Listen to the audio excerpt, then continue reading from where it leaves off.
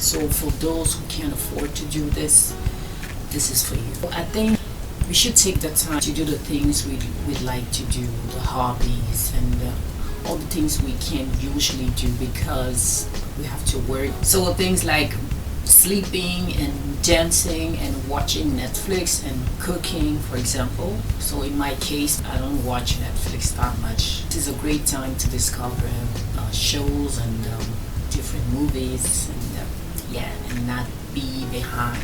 Like everyone asking me, have you seen this movie? Now I can say, yeah, I saw it.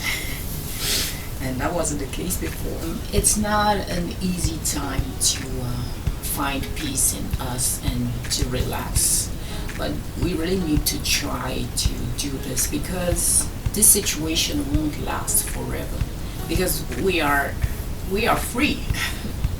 For those who can't work and we don't have the choice, let's take full advantage of this time instead of complaining. Let's find something constructive to do.